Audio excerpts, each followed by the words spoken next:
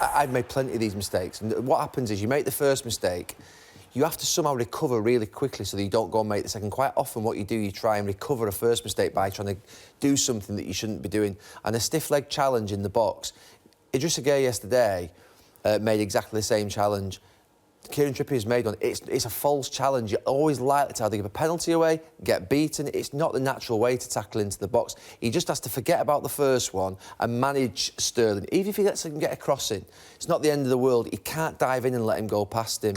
So he does get done like that, and it's mistakes we've all made where you make the first one, then you follow it up with the second one straight away. And I think the thing with Mahrez scoring as well, you remember the game at Liverpool? So he sort of got that decisive goal that won a big away game, and how he probably felt after that game at Anfield, you know, to win the game there, you know, new signing coming in, a lot of competition in that position. I mean, he looks like he's got the start ahead of Sane at this moment now. But that'd be massive for him confidence-wise, that he's won City a big game. Is he actually, arguably, giving City a different dimension? Yes. I mean, listen, the two wide players last season were outstanding. I think what's happened is, Pep Guardiola know better than us, but with I don't know if it's with Mendy coming into the team. It feels like now he's got the wide players, where last season you'd sort of have Sterling going down the right, Sane down the left, and sort of really stretch the play out wide. He's now got his wide players coming inside, so they're playing on the opposite side, like we see so many wide players do. You know, you look at it here now, see Sterling and Mahrez on these sides. Now, the fact Sterling being on his right foot will come inside at times, as players do, because they didn't have this last season with Mendy. They had... It was Delph, who was more of a midfield player, and at times would find himself in these positions and leave sort of Sane out wide to do his stuff. But now you think with the overlapping abilities of Mendy, you don't want someone right on the touchline. You want to create that space. So maybe it's actually the fact Mendy's playing a lot more now is helping Mahrez get into the team and Sane's on the bench. I can see what you're trying to do here, Gary. The way that City ended up in this game. No, there's honestly, it's just worth making the point. There's a point in the game where City ended up with Mahrez, David Silva and Sterling up front. Bernardo Silva, De Bruyne and Fernandinho in midfield with Walker and Mendy flying forward. And it's phenomenal, really.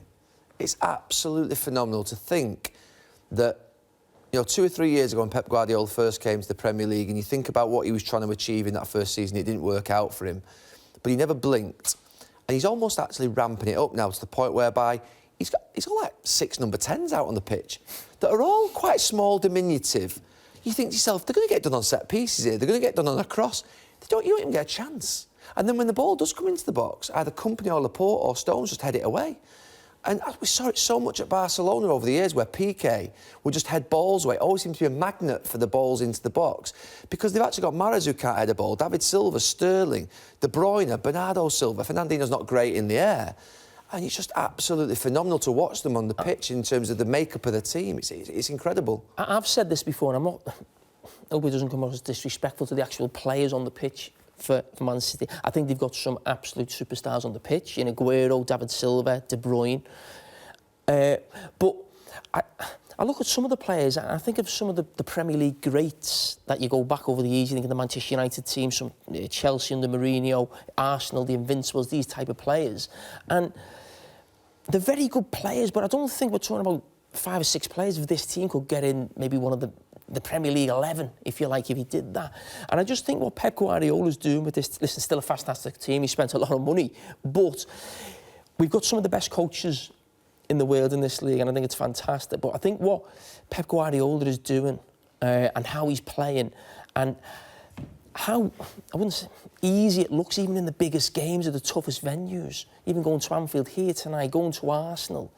And yes, they've got very good players, but I think what the coach is doing with this team and how he's made them play and how certain players are playing within this system, I think we have got a special coach, manager in this league. How long it stays for, we don't know, but I think it's a golden period for Man City, and us as a league watching a manager of this calibre and what his teams are doing. And it's not just nice either. It's not just a football. Every time a team wins the ball back in counter-attacks, they foul you. So why don't they get booked for that? There's a lot of cynicism about this team as well, which I mean, I like 2 or 3 times tonight, didn't we? No, 2 or 3 times tonight. 3, 4, 5, 6 times every single game. When there were no yellow cards. But actually, I like it because the reality of it is they're clever with it as well. Fernandinho in particular, he must make he must make 400 fouls a match, Fernandinho. The totting up process doesn't exist for Fernandinho. Actually, he just brings people down regularly, but does it in a nice way, sort of just a little tug, and then doesn't hold on. He just trips people up and he just gets away with it, and he picks them up, and he's nice and he smiles, and the referee says, "Oh, no problem with that," and it just happens regularly, and it's I mean, I can't celebrate it, but it isn't just pure wonderful football. There's a lot of what would be the dark arts in there as well in terms of how they play, and it's phenomenal really the way in which they're playing.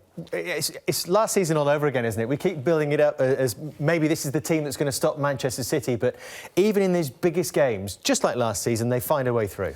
Well, we look at last season, you know, they had 2 defeats there. It was home to Manchester City, away at Anfield. So they've already drew the Anfield game that they lost last season. I think they play Manchester United in a couple of weeks, and if we're being honest about it... November the 11th. Well, we're being honest about it, they should have won, the Man City. I think they were 2-0 up at half-time, wasted lots of chances. And if you look at this season, because you look at that, you think, well, I said that with Liverpool last week, if you've got ideas to win the league, who is actually going to stop them? The lesser teams are not going to stop them. They're not. It's too easy for them. You have to, you know, you say that they're so good, and you look at that now, and OK, the top, you might say, OK, Liverpool only 2 points behind in these head-to-heads. But City's 3 games have all been away from home. Everyone else has still got to go to their ground. And to get 7 points out of 9 in those games already, I mean, I just think it shows how difficult it's going to be, really. And I think this decides the title. It did last season, and City was miles ahead of everyone. But Liverpool, Chelsea, whoever they come up against Man City, they're going to have to take points off them in this mini-league, because... no one else is going to do it, because they're not good enough to do it. Just, you know, that's the way how good this team is. And again, it's another opportunity for a team to do something against them, and they can't. And that's why I just think it could be an era of domination, I think, for Pep Guardiola and this Man City team. I mean, considering that, I think that City, you couldn't say City didn't deserve to win tonight, but on the other hand, Tottenham had some big moments. We won't look at a lot of shots on target, but the Harry Kane chance in the first half is a big chance. The Lamella one in the second half. Now, David Silva should get an open net, it felt like. So he had a big chance as well. But Tottenham did have 2 or 3 moments. Sissoko went through in the first half, should have done better. Harry Kane, the Lamella one that he hit over the bar that maybe bubbled up on him. But they are big moments then. So Tottenham could have tonight, you know, grabbed the draw out of that game. But City, they are dominant, and I think even when they don't play at the best or don't attack at the best, which I don't think they've done particularly tonight, they still look resilient. I mean, 3 goals conceded in 10 games is absolutely fantastic, and reduced Tottenham to very little, even though they have had 1 or 2 big moments.